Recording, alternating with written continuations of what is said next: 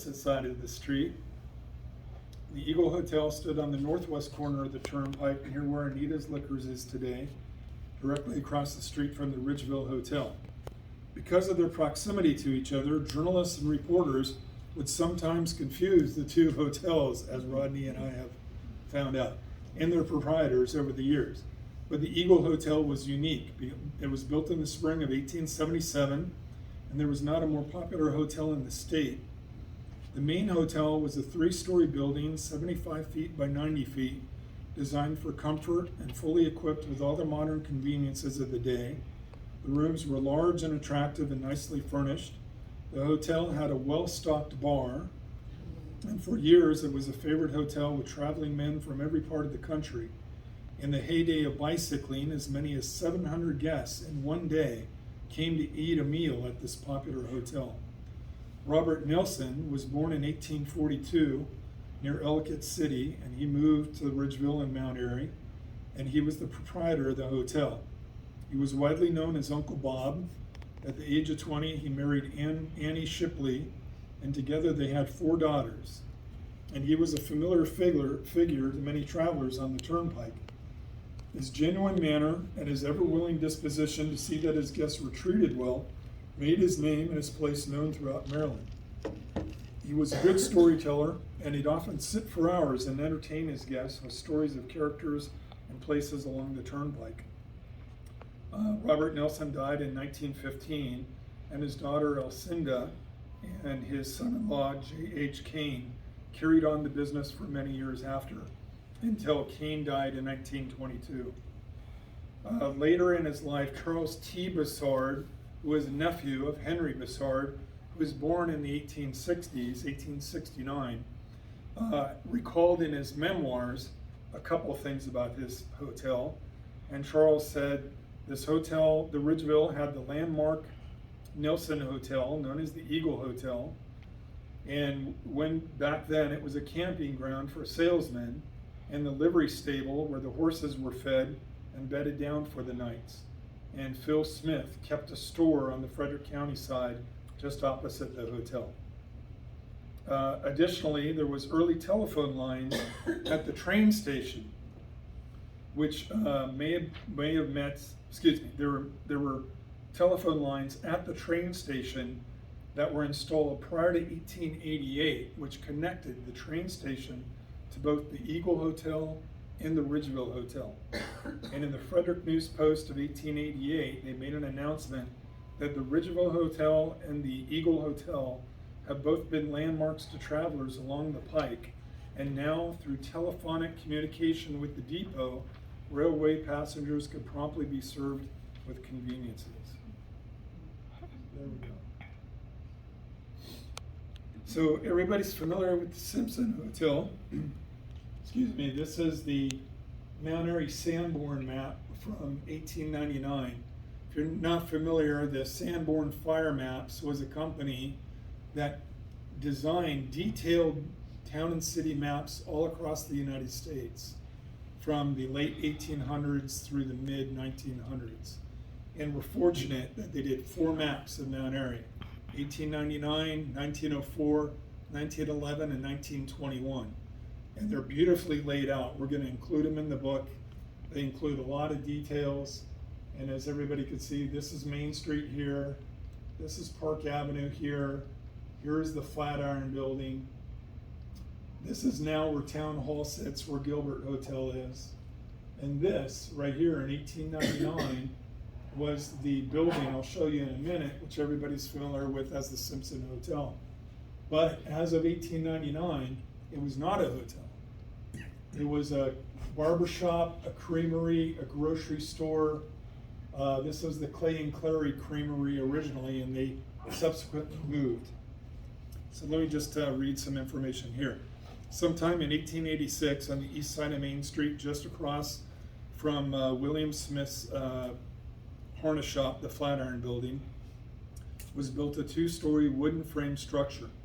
It stood between the Susan Bussard home on the north. That is the Susan Bussard home right there.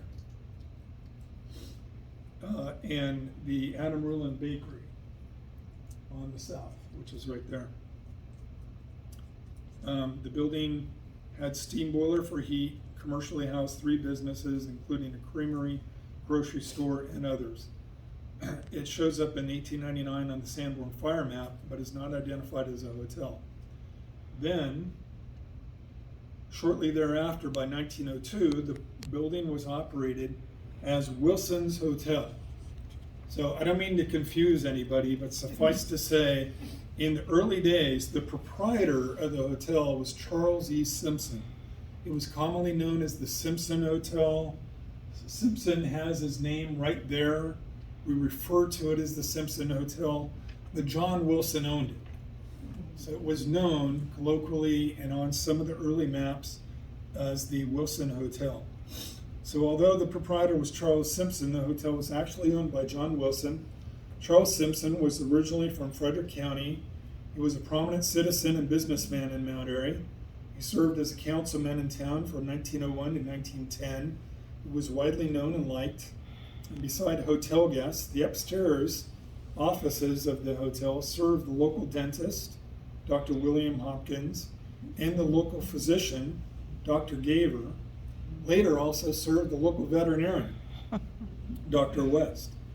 It's unclear exactly when they occupied these offices, since Dr. Hopkins, the dentist, was known to have had his office on North Main Street, which was damaged in the fire of 1914. But as of 1902, when Simpson was running the hotel, a school was held on the 2nd floor above the grocery store for 5th and 6th grade students due to overcrowded conditions at the school, which this school was at the site of the Methodist Episcopal Church on Parsonage Avenue, which is now known as West Church Street. And if you didn't know, that house on the corner of North Main Street and West Church Street, just across from St. John's, that used to be the Methodist Episcopal Church Southern, and that was built in 1890.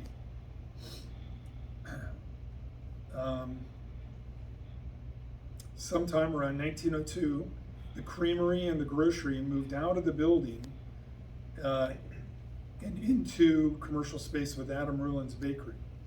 So the following year, the hotel was destroyed in a fire, in the fire of 1903, but then Wilson's Hotel quickly rebuilt in brick, and it was officially called the Wilson's Hotel, and this is the fire map of 1904 as it's identified. Thereafter, it was the only hotel in town as of 1903 along Main Street. Now, Simpson, to confuse matters more, ended up in fact purchasing the hotel from Wilson in 1908. And guess what name it was called? Simpson's Hotel. So then, from 1908 on through 1911, it became the Simpsons Hotel. That map, back one, is really interesting because when you look at the prior one, there's a lot more buildings there. This And was you can right. see how much the fire took out. Yeah. Can you go back to the prior? Yeah. I mean, look how many buildings are there. Yeah. And that's all gone. So Gilbert's is Right. gone after that. Yeah, Can you- the 1903 Yeah. Larry, fire. can you go to the photo again? The home on the right. That's the Susan Bessard home. This is the hotel, and that is Adam Ruland's Bakery right there. On the map, it looked like her Henry house Dog. was set back. Henry's daughter. It did look like it was set back further on the map. Further on the No, map. that's the garden that you're looking at, right there. Now, go back one more. Right. No, go that way. Sorry, I don't know which one. That just- There we go. Right there, you said. Oh, let's just back a So little. there's Yeah. the home, Oh, okay. and all of Yes, this just is the back a garden little. Oh, area. that's the garden. And this is Okay. like a back stable shed area. Right. Oh, okay. The, That's all gone. That's neat. Yeah. Just the note on that house, that's Henry's daughter's house. Right. This is the founder of town, that house was his daughter's house. They called it the Bessard house. Yeah. You know, back at that map, was the county maps established back then? And if so, was the line always down Main Street? Yeah, the Carroll County and the Frederick County maps were established well before then.